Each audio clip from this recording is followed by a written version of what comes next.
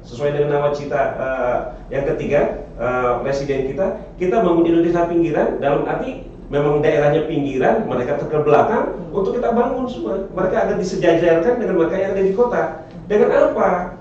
Nah, KB cuma bisa melakukan edukasinya, penyuluhannya. Dinas-dinas lain yang harus membangun fisiknya, ya kan?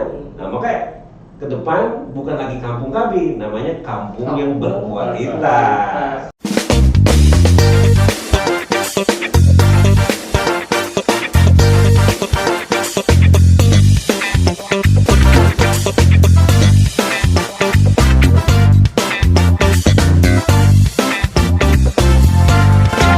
Assalamualaikum warahmatullahi wabarakatuh. Selamat pagi karena ini di shootnya pagi hari ya. Buat sahabat Wibawa Mukti, kembali lagi bersama saya Bayu Nugraha di podcast Wibawa Mukti. Dan kali ini kita kedatangan tamu, aku digeruduk nih. Digeruduk bukan untuk digerobok tapi kita akan mau cari tahu soal DPPKB. Nah, buat sahabat Wibawa Mukti penasaran DPPKB itu apa? Hari ini kita kedatangan tamu, ada Bapak Dr. Andes Haji Jaini MM selaku Sekdin dari DPPKB. Assalamualaikum Bapak. Waalaikumsalam warahmatullahi wabarakatuh. Sehat? Alhamdulillah. Sehat. Terus ada Bapak Haji Jamhari selaku Kasih Pemberdayaan PKB dan Kader KB. Assalamualaikum Pak. Waalaikumsalam. Sehat ya? Alhamdulillah. Harus sehat ya. Terus ada Bapak Roni Felix Ronald Khalid Rizal, SS MSI selaku Kepala Bidang dari KB. Apa kabar Pak? Siap. Bapak kayak lipat nih.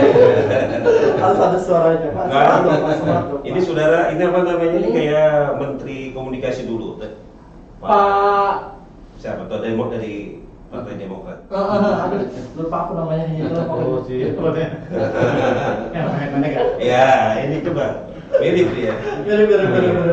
Nah, sahabat Wibawa Mukti, biar nggak makin penasaran, soalnya kita tanyain ya ke bapak-bapak yang ada di depan saya ini untuk membahas soal DPPKB. DPPKB itu sendiri artinya Dinas Pengendalian Penduduk dan Keluarga Berencana ya Pak. Oke. Nah, untuk sejarah DPPKB sendiri ini berdiri sejak kapan? Ada yang bisa jelaskan?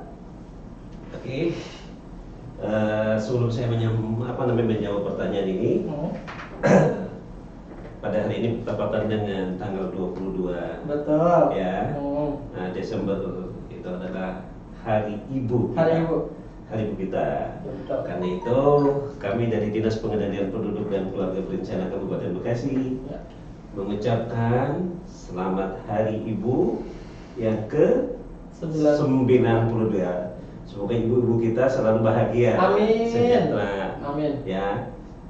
Nah, baik, terkait dengan sejarah DPPKB, awal adanya Dinas DPPKB dari pelimpahan dari pusat ke daerah itu tahun 2004, yaitu bergabung dengan Dinas Catatan Sipil dan Keluarga Berencana. Itu 2004. Di mana di sana KB hanya satu bidang. Di dinas itu ya ada di sana ada satu bidang di Dinas Dukcapil. Kemudian sejarah perkembangannya tahun 2007 KB ini meluaskan diri dengan program kerjanya, maka memisahkan diri dari Dukcapil itu akan berubah menjadi sebuah badan, yaitu Badan Pemberdayaan Perempuan, di mana KB di sana ada terdiri dari 3 bidang, yaitu bidang KB, IAP dan KS. Selanjutnya, termasuk pemberdayaan perempuan. Pemberdayaan perempuan, ya, di BPKB-nya itu. Dan perkembangan berikutnya sampai cukup lama itu dari 2007 sampai 2016, maka antara pemberdayaan perempuan dengan KB memisahkan diri, ya, dengan cakupan kerja dan program yang lebih luas, maka diberikan keluasan. Maka pada tahun 2016, nggak apa-apa. Nggak apa-apa. Ya, ada gangguan. Di silent dulu aja Pak. tolong disiarkannya. Nah, inilah fungsinya di record. Kalau ada apa-apa, jadi bisa diedit. Oke. Sudah. Baik. Kita lanjut ya. Lanjut. Nah, dari 2007 sampai 2016. Oke, dari 2007 sampai 2016. Maka tahun 2016 ini KB sudah berdiri dari badan menjadi dinas. Nah, sementara pemberdayaan perempuan pun waktu itu masih badan ya. Masih badan. Nah, jadi memisahkan diri antara pemberdayaan perempuan dan perlindungan anak. Kita memisahkan diri dengan Dinas Pengendalian Penduduk dan Keluarga Berencana. Oke, akhirnya jadi ada dinas sendiri ya. Dinas sendiri. Bukan badan lagi. Bukan badan lagi. Dan itu sejak 2016 sampai dengan sekarang alhamdulillah. Oke. Nah, tipenya juga tipe A. Jadi ada tipe-tipe gitu ya? Oh iya. Maksudnya tipe-tipe gitu gimana? Tipe-tipe itu baik antara badan dan dinas pun berbeda. Artinya dengan cakupan kerjanya.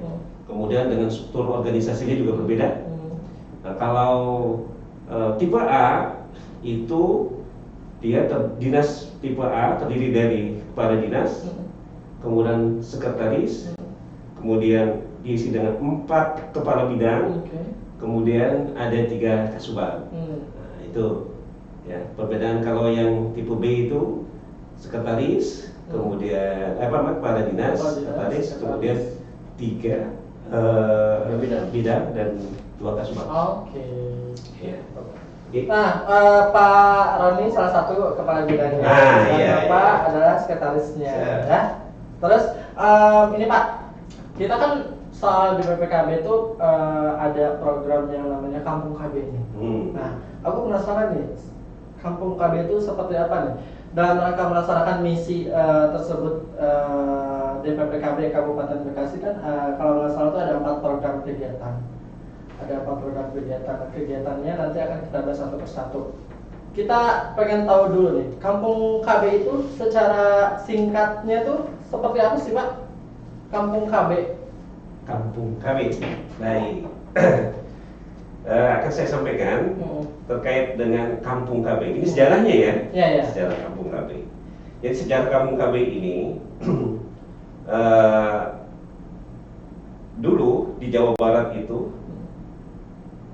ada sebuah kegiatan masyarakat, ya, dari rumah menuju satu tempat, bahwa di sana ada sebuah pelayanan. Jadi hilir mudik orang untuk pelayanan Kampung KB, Kampung pelayanan KB itu akhirnya pandangan orang, oh itu karena di situ ada pelayanan, bahwa berarti menjadi sebuah kampung.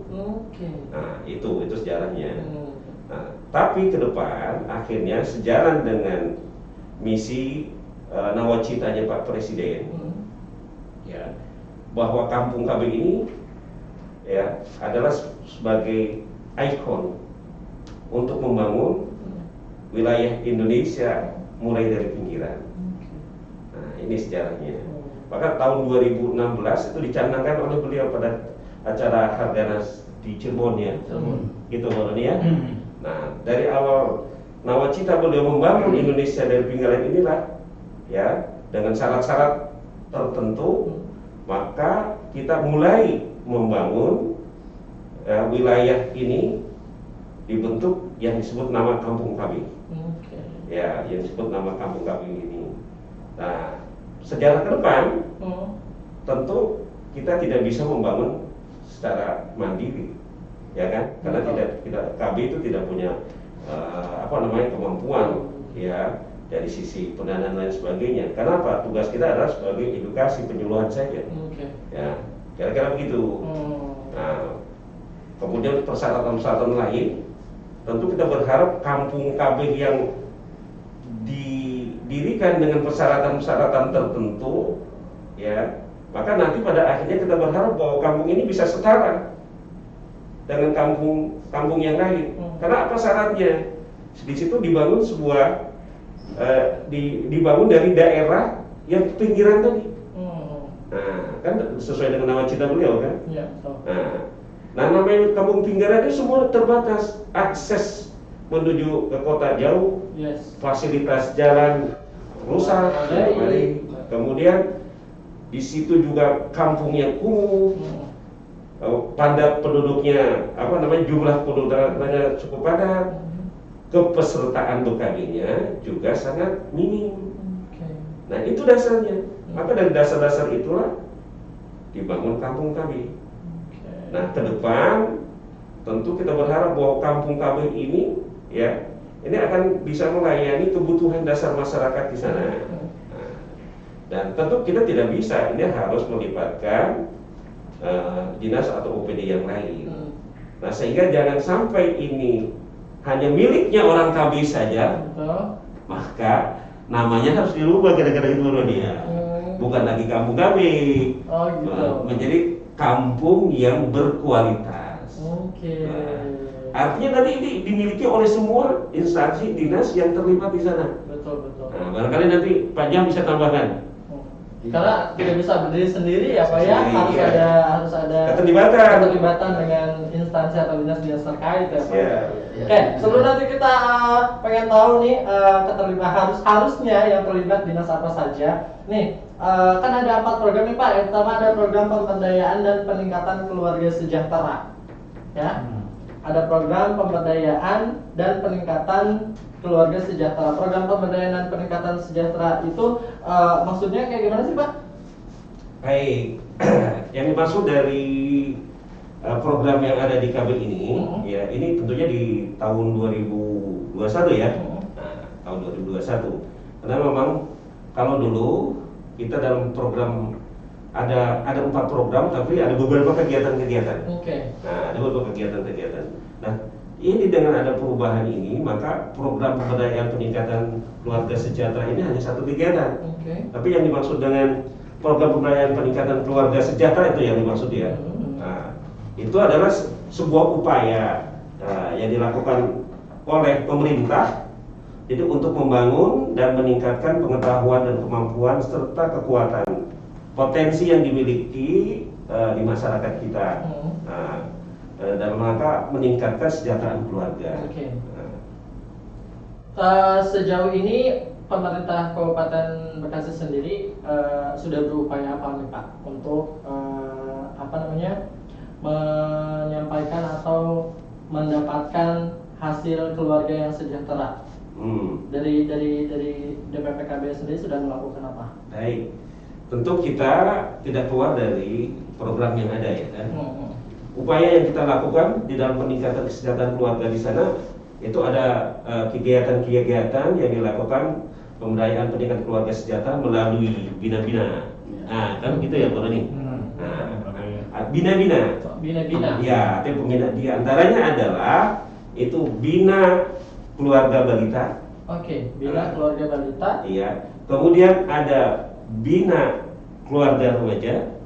Kemudian ada bina keluarga lansia. Ya. Kemudian satu lagi ada UPPK. Kemudian ada satu lagi dalam rangka meningkatkan kelompok kesejahteraan masyarakat. Ada kegiatan yang disebut dengan UPPKS, Usaha Peningkatan Keluarga Sejahtera.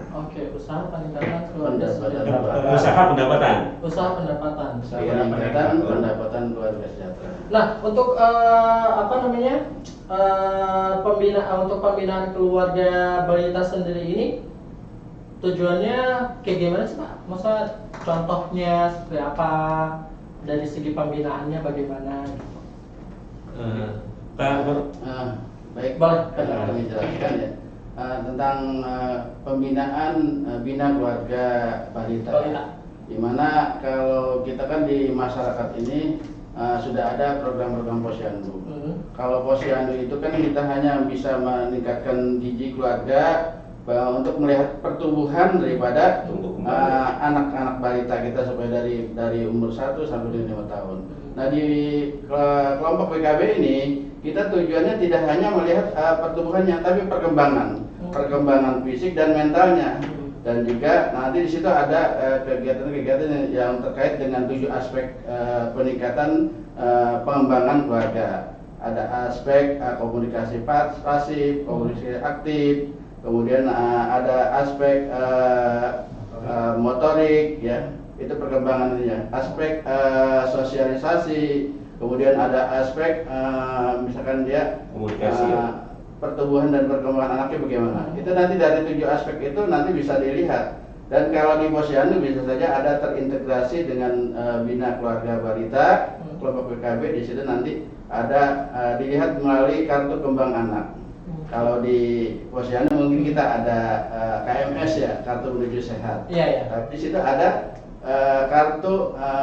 kartu kembang anak, di mana di situ kendali ya, kartu kendali, kartu kembang anak. Jadi di situ nanti bisa kelihatan anak yang 1 tahun misalkan harusnya sudah bisa berbicara, sudah bisa berjalan. Kalau dia seandainya belum bisa bicara, bisa berjalan, nanti itu bagaimana arah orang tuanya untuk melatih anak itu supaya bisa berbicara. Nah itu nanti umur 1 tahun di situ di kartu kembang anak bisa kelihatan bagaimana pertumbuhan dan perkembangannya.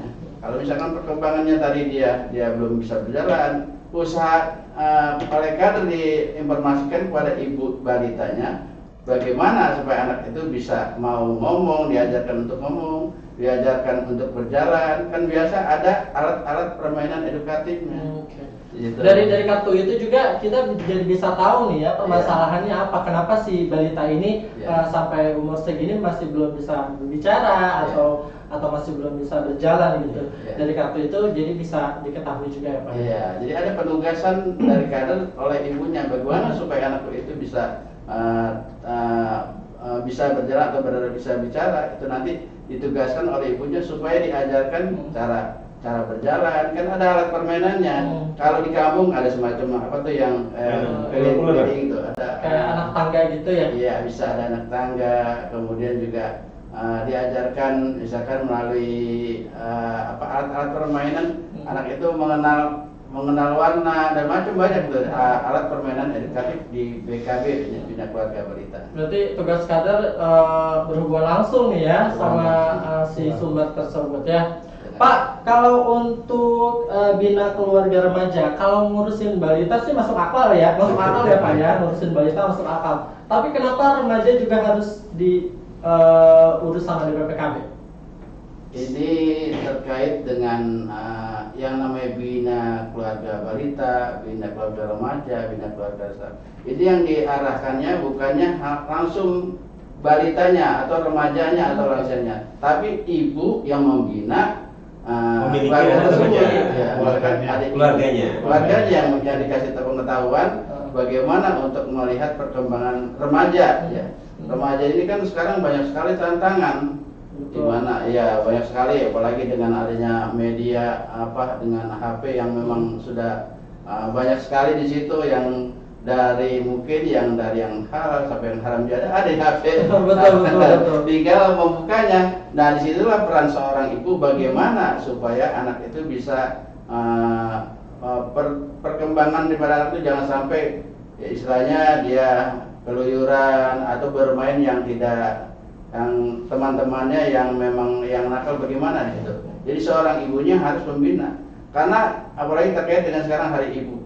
Jadi ibu itu memang sangat mulia sekali. Dari sejak dia lahir sampai dengan dia remaja sampai dewasa. Itu bagaimana daripada pembelajaran dari seorang ibunya. Anak itu baik atau buruknya karena yang pembelajaran utama itu di rumah oleh seorang ibu yang memberi pengajaran. Jadi bagaimana anak remaja itu tadi supaya anak remaja jangan sampai terlibat narkoba. Silakan dia mau bergaul dengan temannya melalui kegiatan-kegiatan yang positif. Betul. Apakah dia bermain olahraga atau bermain musik dan sebagainya. Yang penting bisa terarah oleh seorang ibunya. Jangan sampai anak ini salah bergaul. Nah itu. Jadi ibunya yang memang yang mengendalikan. Bukan ke si remajanya langsung ya, tapi lebih ke penyuluhan ke ibunya, bagaimana cara meluruskan maksudnya bagaimana cara mendidik si anak putra putrinya tersebut. Pak Roni, KB tingkat kesadaran masyarakat Kabupaten Bekasi sendiri untuk KB sejauh ini seperti apa Pak? Kalau tingkat kesadaran memang sudah tinggi sih Pak ya. Kita lihat aja bahwa KB itu sudah merupakan kebutuhan. Jadi sama seperti kita makan gitu kan ya, pangan. Jadi sudah begitu. Jadi walaupun bagaimana di masyarakat Kabupaten Bawah ini bahwa sudah membutuhkan KB itu. Sekarang misalnya ya, coba lihat di wilayah masing-masing. Orang pasti setelah melahirkan satu, dia nyari untuk ber-KB, tempat ber-KB. Kesehatan pemerintah, swasta pasti dia mengajar. Dan ini pentingnya bahwa KB ini, DPPKB itu sangat penting Pak ya. DPKB ini kan di atasnya itu BKKBN. BKKBN itu tujuannya adalah untuk menurunkan angka kelahiran. Nah di sini output dari DPKB itu ada ke sana di bidang saya. Di bidang saya ini selalu melaksanakan pelayanan-pelayanan baik di paskes pemerintah atau swasta ataupun kita pelayanan terpusat. Kita ada momen-momen misalnya hari Baktibi kita mengadakan pelayanan. Ada momen Gebiar PNKB kita pelayanan. Dalam 1 tahun itu kita kerjasama dengan Tentara Manunggal, dengan IDI, dengan dinas-dinas lain gitu ya. Jadi kesadaran yang saya lihat sekarang ini, misalnya masa pandemi, orang berkata pasti masa pandemi banyak angka kelahiran. Iya. Gitu kan ya. Ada rumor seperti itu gitu. Tapi saya yakin itu tidak akan terjadi. Ya, saya dapat data di dinas kesehatan aja, itu masih biasanya seperti itu sekarang. Karena apa? Itu ya kebutuhan. Jadi kalau misalnya dibatasi di satu puskesmas misalnya, pelayan KB harus sekian. Nah dia mengejar ke swasta, gitu kan ya, mengejar karena dia tahu hamil kan. Nah itulah yang memang saya rasa ini sangat positif untuk masyarakat kita, gitu ya, untuk tingkat kesadarannya. Nah untuk di Kabupaten Bekasi sendiri tingkat kurang sadarnya KB ada di daerah mana Pak? Kurang sadarnya pemetaan wilayahnya. Iya. Pemetaan wilayahnya ada di pedesaan. Paling banyak kira-kira? Daerah mana gitu? Enggak, kalau saya udah bagus sih dari pencapaian juga. Oh gitu. Ya, udah 72% peserta KB aktifnya. Jadi warga Kabupaten Bekasi mulai sadar kali iya. Bahwa ada pepatah banyak anak banyak rezeki itu. Ya udah enggak. Itu jangan dulu kan gini aja lah. Permasalahan KB itu mengapa KB itu harus ada ya? Kita bukan permasalahan untuk rezeki bukan. Kalau sampai di Bekasi ini masalahnya tidak terkendali ya penduduknya ini, kita sudah sulit. Tingkat dari sekolah aja, pemerintah daerah itu harus menyediakan sekolah setiap tahun. Betul. Lokal bangunan baru, gitu kan ya. Kita jangan jauh-jauh. Kalau di Bekasi ini banyak masyarakat, jangan jauh. Kita buang sampah aja coba. Iya, dari hal kecil ya. Kecil aja buang sampahnya udah susah. Udah di Burangkeng, udah di Bantar Gebang, itu hal yang sangat kecil. Makanya kita kendalikan supaya masyarakat atau penduduk di Bekasi ini jangan terlalu banyak. Berarti maksud dan tujuan itu sangat pentingnya dari PKB. Orang mengira cuman KB aja, gitu kan? Ada yang begitu kan? Tapi itu aja, masalah sampah aja kalau rakyat terlalu banyak di Bekasi ini kemana yang tuh sampah itu? Belum kesehatan, pendidikan dan lain sebagainya. Makanya adanya DPPKB tugasnya itu, buat menahan pertumbuhan laju pertumbuhan penduduk. Betul. Iya, itu dengan kehadiran DPPKB bukan hanya semata-mata hanya itu. Di dalam dinas KB itu juga meningkatkan. Tadi bicara tentang bagaimana kualitas keluarga yang sejahtera. Makanya ada bina-bina, ada UPPKS, balita, bina keluarga remaja, bina keluarga lansia. Lansia juga mungkin kurang lebih sama seperti tadi ya. Tetap artinya sasarannya itu kepada keluarga yang memiliki lansia. Nah, Pak, kita masuk ke program Bina Keluarga Berencana. Nih, apa bedanya dengan program yang pertama tadi? Bina Keluarga Berencana dengan program KB tadi kan peningkatan keluarga sejahtera. Bidang KB dengan keluarga sejahtera. Nah, kalau bidang KB tadi adalah untuk tentang laju perkembangan hidup ya. Kalau tadi bidang yang keluarga sejahtera artinya ini dikhususkan kepada kesejahteraan keluarganya. Jadi diharapkan nanti setelah anaknya itu misalnya kita ini sedikit, misalnya 2 ya, diharapkan si keluarga ini bisa sejahtera. Jadi jangan 2 ini tidak sejahtera gitu, nah repot kan. Jadi ada pembinaan dari bidang ketahanan keluarga sejahtera. Jadi antaranya UPKS, ada bina itu untuk mensejahterakan keluarga itu. Berarti bukan hanya fokus keluarga ini udah punya anak 2 ya udah lepas Ya, gitu. enggak, Ya. Ternyata selanjutnya ya. masih Jadi di diperhatikan. masyarakat itu ada kelompok-kelompoknya. Misalnya dia baru lahir, ada namanya kelompok BKB 5 tahun kan.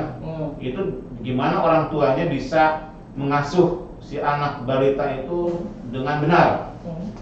Pak Jahmari mengatakan dari misalnya ada gerak motorik kasar halus.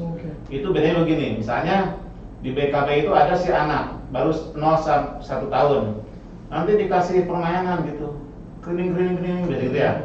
Nah gimana si mata si anaknya responnya gitu. Nah itu nanti juga ada kelompok UPKS itu untuk peningkatan kesejahteraan keluarganya di masyarakat. Gitu. Nah Pak, untuk target dari kegiatan ini sendiri di tahun ini sudah mencapai berapa persen? Untuk KB-nya kita 98% sampai dengan November. Sampai Iya, tinggal 2% lagi Desember. Tercapai? Harus ya? Tercapai, biasanya 100% lebih. Nah, terus ada berapa sih Pak kampung KB di kabupaten? Nah ini, jadi kebetulan saya memang yang membidangi tentang program Kampung KB, di mana Kampung KB yang sudah terbentuk itu memang sekarang ini sudah 55 kelompok ya, se-Kabupaten Bekasi. 55. Cuma dari 55 itu yang berdasarkan SK Bupati itu kan 23. Berdasarkan SK, karena pada waktu pembentukan tahun 2017 awal itu setiap kabupaten harus mempunyai satu kampung KB per kecamatan. Iya, jadi satu kecamatan satu kelompok. Makanya pada waktu 2017 di-SK-kan oleh Bupati satu kecamatan satu, sehingga ada 23 kelompok kampung KB. Berarti kalau dihitung kualitas malah lebih banyak ya? Ada 55 awalnya ya? Iya, betul. Terus di-SK-kan jadi 23. 23. Yang selebihnya itu mandiri. Mandiri. Artinya berdasarkan ada kepala desa masing-masing. Usulannya. Ya, sesuai dengan usulannya. Ada juga di sini. Ada juga dari aspirasi dewan. Ya, ada aspirasi dewan. Nah Pak, tadi kan kayak Pak Zaini sebutkan ya, kampung KB itu ada persyaratannya. Nah persyaratannya untuk menjadikan satu daerah itu menjadi kampung KB itu apa? Ya itu persyaratannya tadi yang telah disebutkan oleh Pak Sekdin ya, Sekretaris Dinas ini. Itu persyaratannya ada istilahnya ada kampung KB yang memang yang terpencil, kemudian ada yang terpencil, kemudian juga daerah pinggiran sungai, kemudian juga ada istilahnya ini ada banyak 11 macam ya. 11 macam. Tadi persyaratan untuk kampung KB ya. Nah di sini ada seperti wilayah kumuh, kemudian ada daerah pesisir, daerah aliran sungai, kemudian ada bantaran kereta api, kawasan miskin, kemudian daerah yang terpencil, kemudian daerah perbatasan antar kabupaten atau antar kecamatan yang memang agak terbelakang. Kemudian ada kawasan industri dan kawasan wisata atau daerah yang memang padat penduduknya. Nah, kenapa itu harus ada kampung KB? Nah, karena memang tadi sesuai dengan dari nawacita oleh Presiden bahwa Presiden ini akan membangun kawasan yang di daerah-daerah pinggiran, sehingga daerah-daerah yang pinggiran yang tadi tidak tersentuh oleh pembangunan diharapkan mudah-mudahan semua desa yang tadi terbelakang itu bisa maju.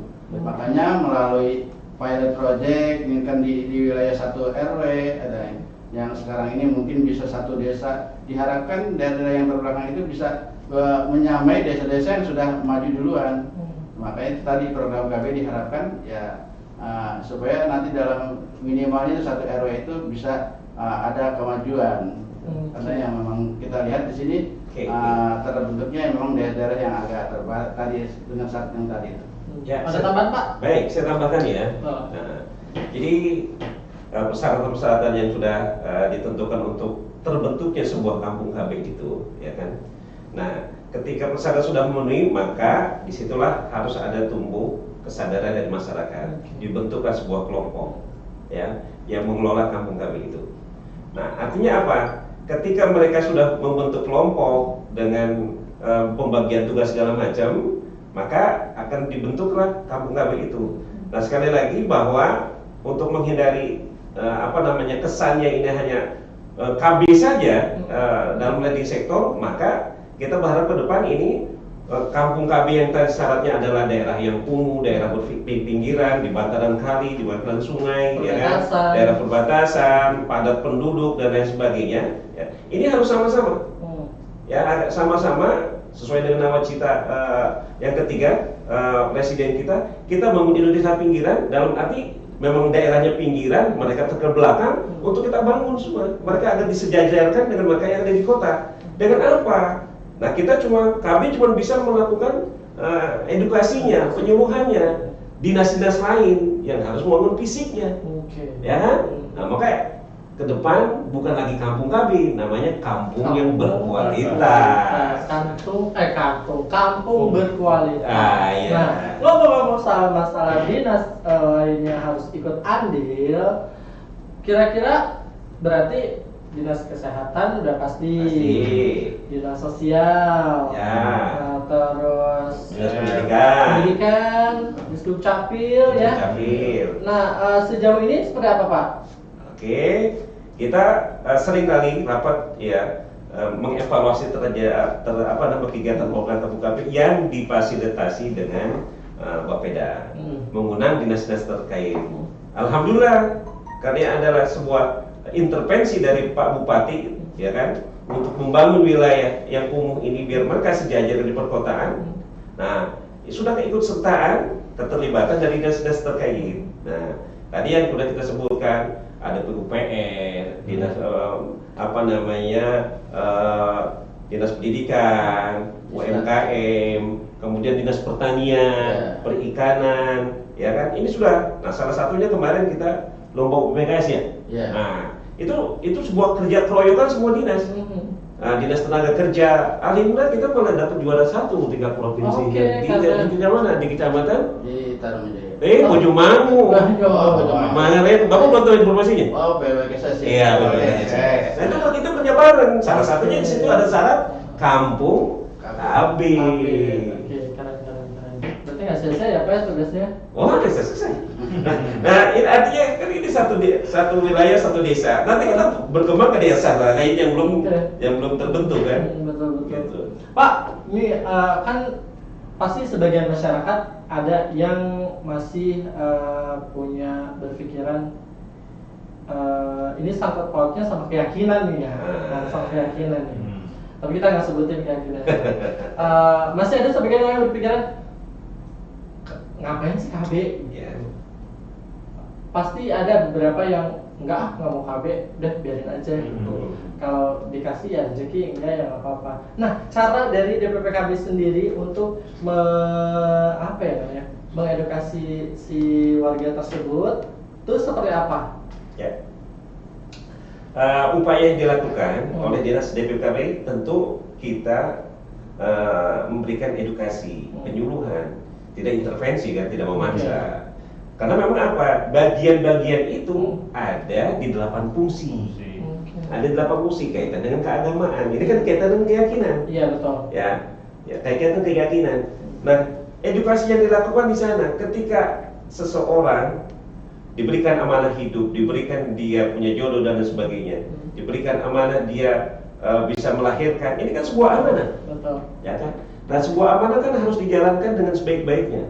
Ketika dia sudah dikasih amanah anak, ya kan, tanpa kita edukasi bagaimana memberikan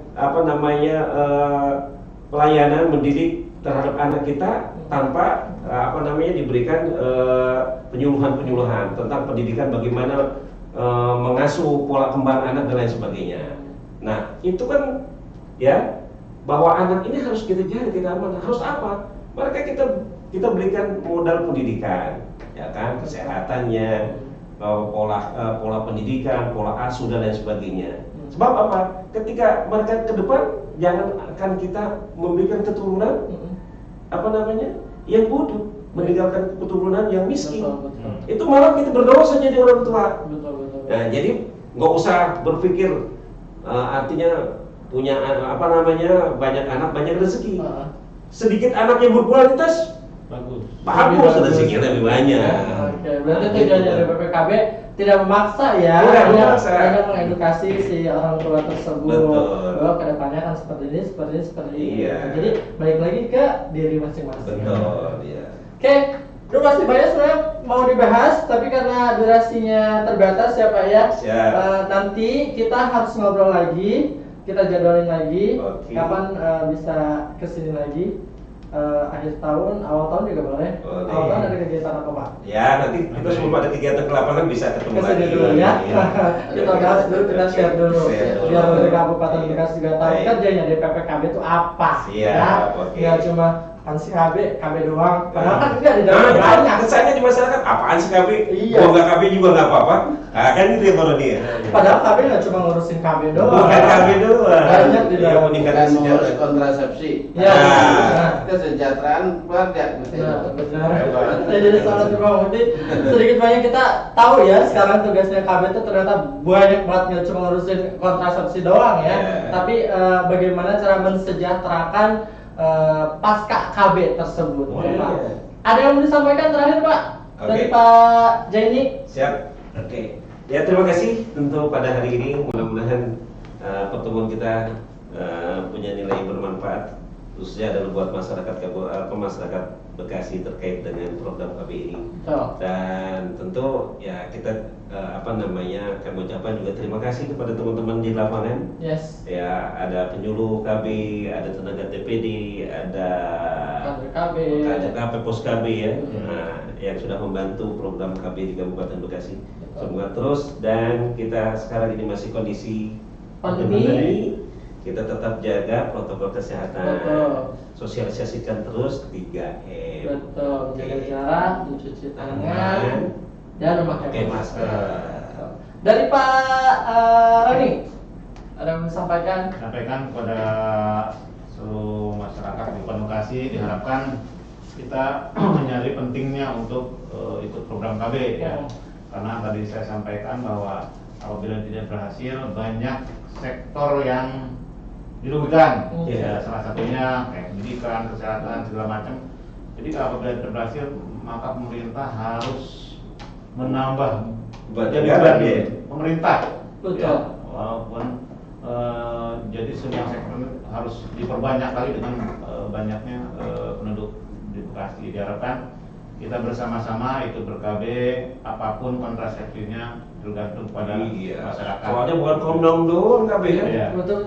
Ada 7 orangnya. Ya 7. Udah tahu nggak di penyiar ini? Pemain penyiar. Cuma tahu 2. Tapi kita bahas lagi. Iya, ada 7 kita cuma tahu. Ternyata. Cuma kondom sama apa? Aku taunya kondom sama apa sih yang Suntik aja. bisa Oh, bikin itu? implan. Implan, Ini iya. masih ada 5 lagi. Tahunya itu doang. Iya. Ternyata masih ada 5 lagi ya. Iya, 5 Nanti kita lagi. bahas di Baik. pertemuan selanjutnya. Pak Jamari, ada yang mau disampaikan terakhir? Sesuai dengan tugas saya hanya berpesan kepada tadi apa yang disampaikan oleh Pak Sekdin.